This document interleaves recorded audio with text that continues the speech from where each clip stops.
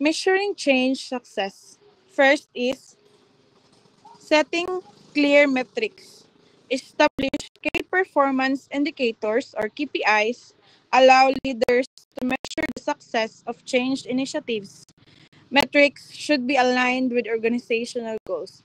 Kaning setting clear metrics is like para bitaw sa ato ang ato ang ginasunod is grading system. So while maghimo na og change ang while nagbuhat og change ang team, naay kaning metrics ginasunod ang leaders para ma-assess niya o or ma-measure niya og unsa na ang nabuhat nga change sa team.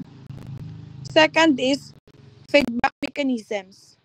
Regular feedbacks from employees provides valuable insights into the effectiveness of change efforts.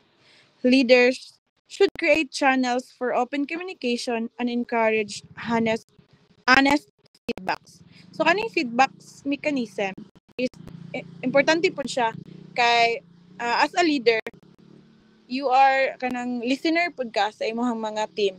So kung sa feedback nila sa change nga gi-amplify or ginabuhat, kinahanglan po nimo i-assess as leader. Continuous improvement. Change management is an ongoing process.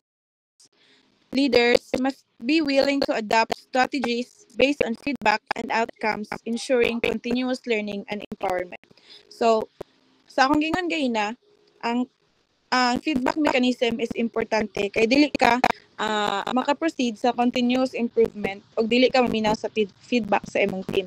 Like ang feedback mechanism is dito nimo measure og kinahanglan pa ba siya og unsa pa ba'y kinahanglan sa change kay para mas mo improve pa bitaw mo as a team.